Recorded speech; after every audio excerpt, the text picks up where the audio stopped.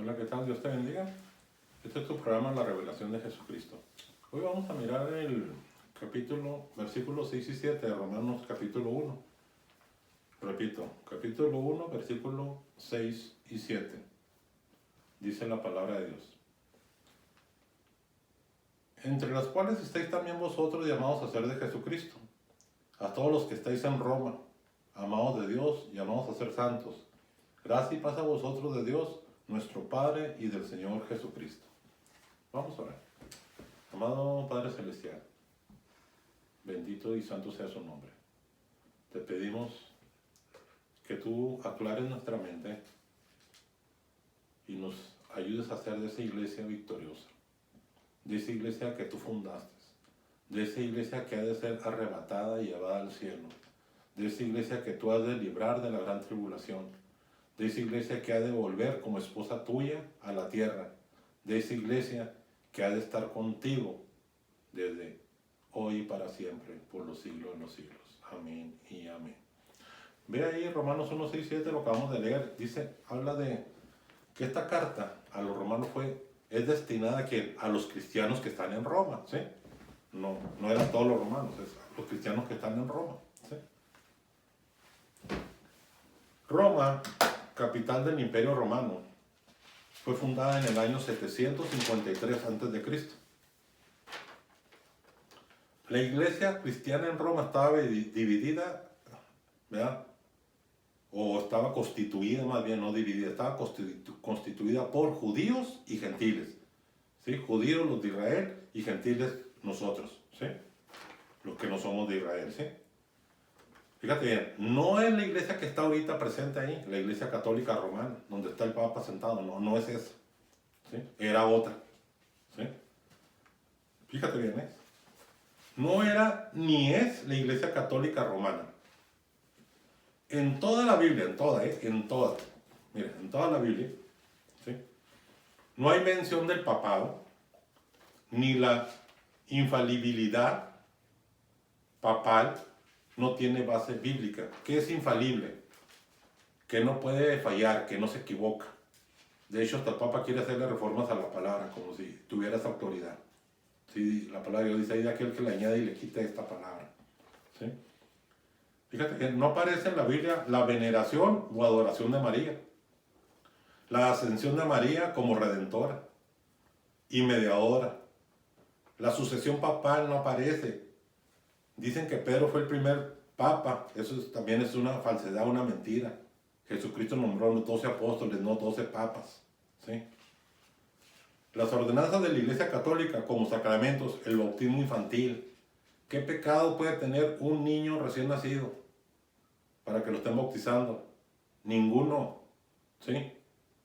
Ni siquiera tiene, ¿verdad?, en su mente qué es bueno y qué es malo, ¿sí?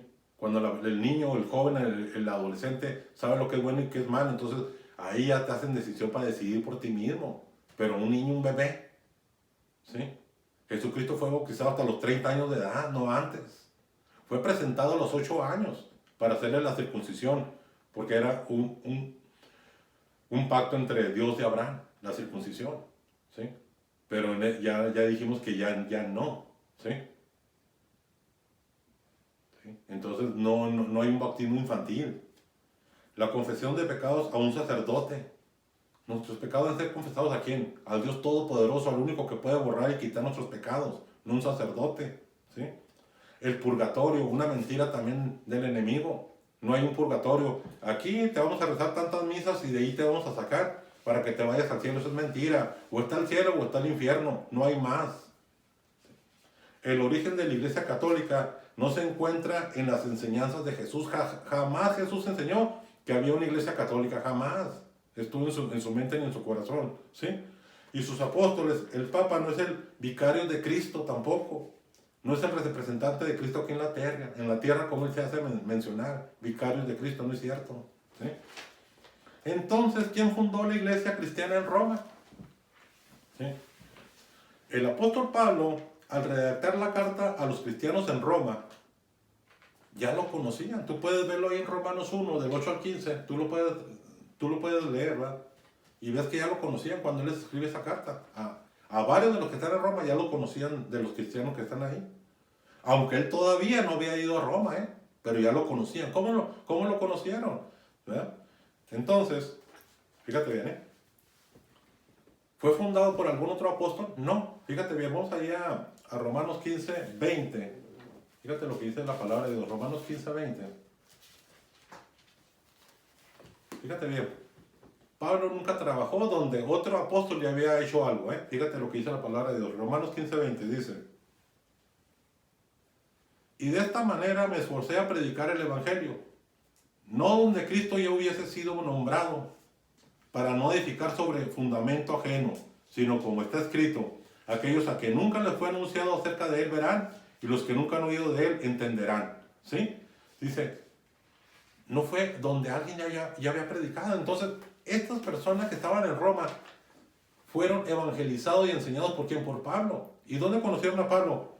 En otro lado que no fue en Roma, ¿verdad? Tú puedes leer todo el libro de Hechos, capítulo 18, y vas a encontrar ahí a Priscila, ¿sí? Antipas, otras personas que pudieron ser que ellos llevaron allá el evangelio a Roma, ¿sí?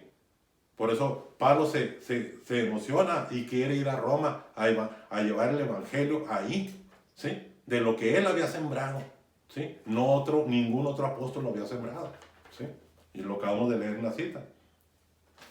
Fíjate bien, historia de la iglesia cristiana. En el primer siglo de nuestra era, durante los primeros 280 años de la historia cristiana, la cristiandad fue prohibida por el Imperio Romano. Los cristianos eran perseguidos, ¿verdad? Atormentados, quemados, echados a los leones, bueno, tantas cosas que hicieron con los cristianos, como están haciendo hoy en la actualidad en muchos países, ¿sí? Constantino, el emperador romano, legalizó el cristianismo en el Edicto de Milán en el año 313 después de Cristo. Después, en el año 325 después de Cristo, Constantino convoca el Concilio de Nicea en un intento de unificar la cristiandad y su imperio romano y su religión. El resultado fue negativo para la iglesia cristiana, que al igual que Constantino, se negaron a adoptar de lleno la fe cristiana, ¿sí? No benefició a la iglesia cristiana. Este emperador romano, ¿verdad?, trae toda su religión, todo su paganismo y lo mete y lo introduce al cristianismo, y ahí se revuelve tanta fiesta mundana, ¿sí? Tanto paganismo, ¿verdad? Y que se viene y se rompe hasta que llega la reforma, ¿verdad? Con estos hombres como Martín Lutero, el justo por su fe vivirá, porque antes hasta se vendían las indulgencias, compraban a los sacerdotes para que oraran y fueran perdonados sus pecados, bueno, tanta tontería que hacía la iglesia católica y sigue haciendo, ¿sí? Fíjate bien, una de las artimañas del enemigo, el diablo, es meter la falsa doctrina dentro de la iglesia cristiana. La supremacía del obispo romano, o sea, el papa, fue creado con la ayuda de los emperadores romanos, siendo la ciudad de Roma el centro de gobierno del imperio romano. Cuando el imperio romano se colapsó, los papas tomaron el título que precisamente había pertenecido a los emperadores romanos, Pontífice Máximo. Así se hacían nombrar los emperadores y así lo tomó el papa. La iglesia católica, los mormones, los masones, los testigos de Jehová, etcétera, etcétera, etcétera, niegan la autoridad y suficiencia de las Sagradas Escrituras. Vaya ahí a 2 de Timoteo 4, del 3 al 4. Porque vendrá tiempo cuando no sufrirán la sana doctrina, sino que teniendo comezón de oír, se amontonarán maestros conforme a sus propias concupiscencias, y apartarán de la verdad el oído y se volverán a las fábulas. Entonces, la mayor autoridad es la palabra de Dios. No es la iglesia ni el gobierno, sino la palabra de Dios. Por encima de todo está la palabra de Dios. Me es menester primeramente servir a Dios antes que al hombre. Si el gobierno no se alinea con la palabra de Dios, está mal ese gobierno. Y tu deber y el mío es primeramente obedecer la palabra de Dios antes que al hombre. Entonces nuestra máxima autoridad es la palabra de Dios. No el gobierno ni la iglesia, sino la palabra de Dios. Entonces, la autoridad de la palabra. Vaya ahí a Isaías 55:11. ¿Sí? Dice, así será mi palabra que sale de mi boca. No volverá a mí vacía, sino que hará lo que yo quiero y será prosperada en aquello para que la envíe. ¿Sí? La iglesia celebra aproximadamente 500 años de la reforma iniciada por Martín Lutero el 31 de octubre de 1517. La verdad sagrada produce un cambio espiritual en la mente del hombre. Su palabra no retornará al Señor sin producir efectos importantes en cada uno de nosotros. Este verso que acabamos de leer, Isaías 55:11, infunde una indestructible confianza en el poder de la palabra de Dios. La predicación de la palabra es la única que puede cambiar el deterioro de la sociedad. La autoridad de la palabra está por encima de cualquier otra autoridad, ya sean eclesiásticas o seculares. Vaya ahí a 2 de Timoteo 3:16. 2 de Timoteo 3:16.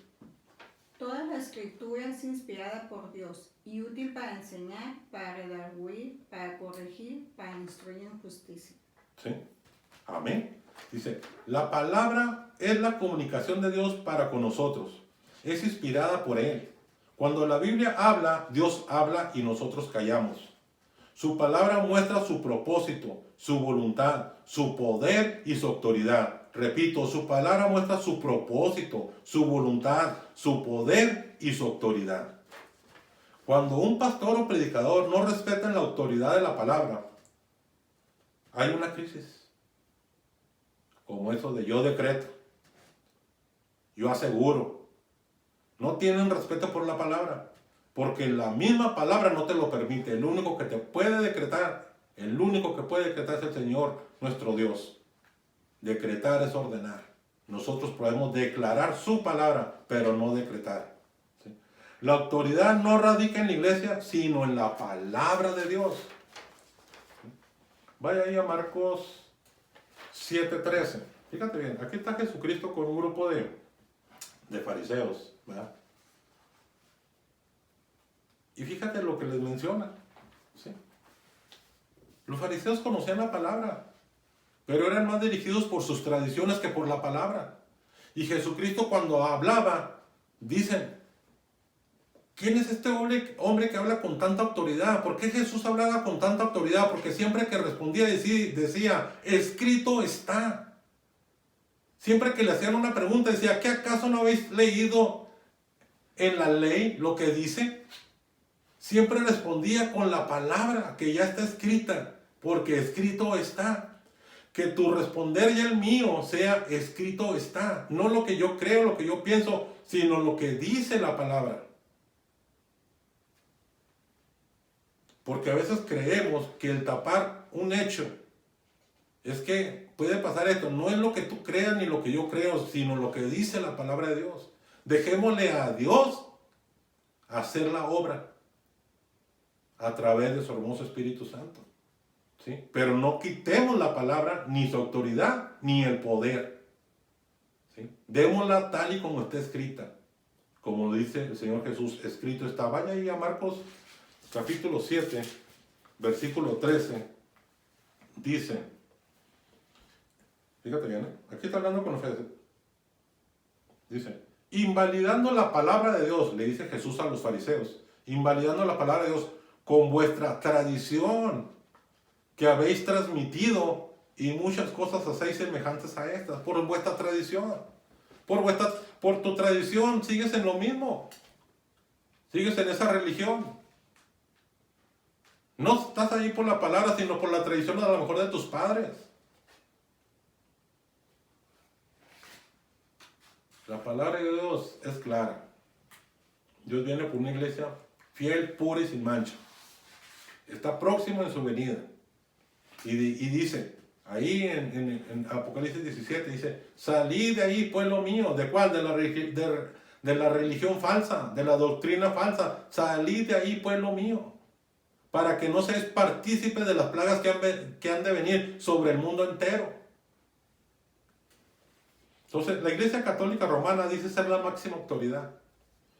Y que es la única apta para entender la palabra de Dios. Mentira. ¿Sí? Porque el Espíritu Santo que vive dentro de ti y de mí, aquellos que hemos recibido al Señor Jesucristo, Él nos guiará a toda verdad y a toda justicia. No es la iglesia, sino el Espíritu Santo el que está haciendo su obra en ti y en mí. Amén. Dice, la verdad de las Escrituras está primero.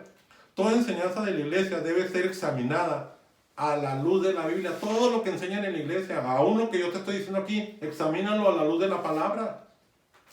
Vaya ahí a Marcos 1:24. Dice,